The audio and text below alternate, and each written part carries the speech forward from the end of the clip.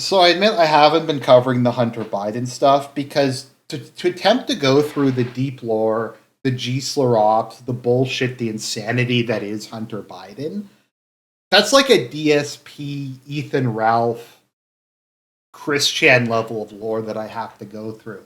And if I don't have time to sit down and kind of go through it, I don't really feel comfortable making a video about it. But this thing that's happened is so fucking insane. I just have to cover it because it's just anyone in the US who thinks they still live in the society, anyone who thinks the US has a functional judicial system, I'd say this is something that would happen in a third world country, but it wouldn't happen in a third world country. It would just be more openly and competently corrupt. Like the level of just incompetence in the corruption that we're seeing is just bizarre. But anyway, so Hunter Biden, basically, despite all the numerous crimes he committed, and we can go into those some other time, like the tens or hundreds of millions of dollars of bribes, the money laundering involving him selling his paintings in exchange for appointments, the business deals with China, where he said, "I'm here with the big guys," implying that he was sitting next to his father. The allegedly leaving cocaine around at the White House. Despite all this stuff, he was going to be charged with illegal gun possession and failing to pay his taxes, and it was several $1 million in taxes. Now, I saw a couple libertarians with the big brain take that Hunter Biden is a political prisoner because not paying your taxes and illegally owning guns is based. So we should support Hunter Biden, and he's a hero. Also, a certain person said that Hunter Biden is cool, and we need to respect him for that. I'm not going to go into detail about that, but all that shit got thrown out, and he was going to get probation. Now, the probation thing collapsed for two reasons. Number one, his lawyer said, to my understanding, I need total immunity. Let me see if it says in this article. It doesn't say here. The lawyer basically said, as part of this plea deal, I need immunity from all possible future crimes related to this. And the judge is like, no, and it collapsed because of that. But this level of just insane retarded shit, we're gonna have to take a look. Judge says Hunter Biden's legal team misrepresented identity to county clerk. Now, I saw this on another show earlier. I thought this was a joke. I thought that this was a reference to some Will Ferrell is a lawyer, Steve Carell procedural legal comedy movie. I thought this was from The Other Guys or something. But no, this is real. The judge overseeing Hunter Biden's criminal case accused a member of his legal team of misrepresenting themselves to the clerk's office.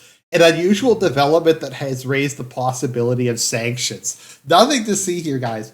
By the way, just a side note, if you didn't pay $2 million in taxes and you were a drug addict with an illegal gun, what do you think the federal government would do to you? That's not even including all the other weird shit, which we'll get into some other time. But I don't think you'd get off with probation. Biden's lawyers insist the debacle is a misunderstanding in court filings Tuesday night, saying they had not intentionally deceived anyone at the court. It's just irony, bro. That should have been the defense to say it was just irony, bro. At issue was an attempt by Republican Ways and Means Committee Chairman Jason Smith to block Biden's plea agreement ahead of a Wednesday hearing. Smith filed documents on Tuesday urging the judge to consider recent testimony to Congress by IRS whistleblowers who confirmed that Biden, there was no investigation.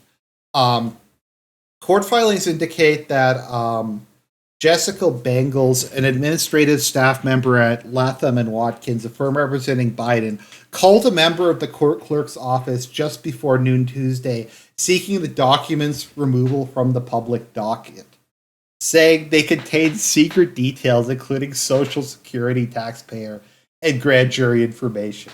So the Republicans actually did their job for once. So they're like, look, it's super obvious that honestly, Biden's probably the most corrupt president at this point. The only person I can think who comes close would be LBJ. Clinton was pretty bad, but Clinton was a bit more smart about it. Biden is like just the lowest tier. Like it's just so lame and pathetic. And they sent in like, look, we have information that all this evidence is completely fabricated because we have credible people who told us it was fabricated to try to protect Hunter Biden.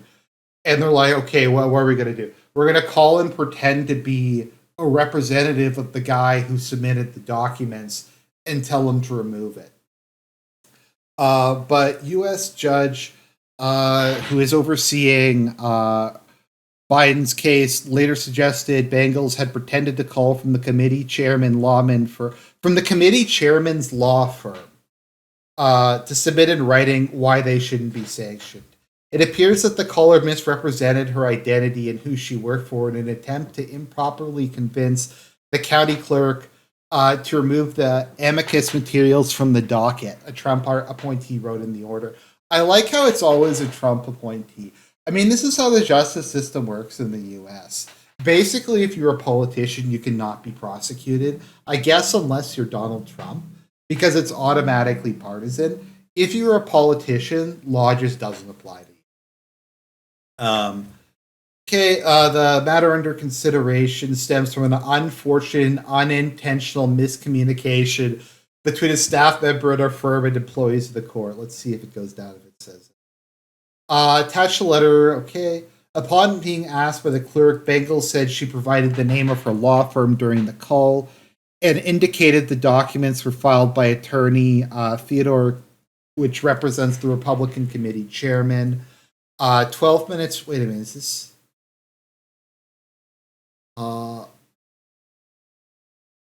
Wait. So she. What? Sorry. Let me just reread. I'm just trying to figure this. It's like this is. I don't know. This is like reading Blind Her and Play Mist. Attached to the letter was a declaration from the lawyer written under penalty of perjury. She won't be charged. In which Bengal said she first called a clerk named Julia to ask for guidance as to the procedures for restricting access to private information. Upon being asked by the clerk, the lawyer stated she provided the name of her law firm during the call and indicated the documents were filed by attorney Theodore which represented the Republican committee chairman. So I don't even. So I guess she said the documents were filed by my law firm, which is this law firm. I don't even know like what her story is. 12 minutes later, she received a call back from another court employee who said that they would be removing the material from the docket. Okay, this is a whole other question. So you can just call like a court and be like, could you remove this like piece of evidence? You don't have to provide like verification of who your identity is. Literally, just any dude could just call and say, hey, I'm a lawyer. Could you just nix this piece of evidence? I don't know, guys. I'm not going to advocate doing anything illegal. Here we're committed to the highest standards of ethics in video game journalism. But I don't know. You guys might want to give this a try and just if you're getting charged with a crime, just have someone call it and say, "Hey, can you remove this piece of evidence?" And they might do it. I believe there might be some confusion when Julia passed the information on to the other court employee, resulting in a mistaken understanding that I called from the firm. Okay, let's see here. He was deeply concerned by the development, attached an email from the clerk's office indicating she had pretended to be calling from the other firm. He also pushed back on the need to steal documents in question, saying they were already publicly available. So that's what happened, guys. Let me see if I can find that complete immunity thing. Okay, I think he asked for like complete immunity. I can't find it, but something like that. So this is like what America is like now. I mean, it feels like something from a movie. Maybe this is like a side film in the Ukraine cinematic universe or something like it. But I'm just kind of sitting here trying to like wonder what planet I'm on. But I guess like once again, Hunter Biden is a libertarian hero for whatever it is.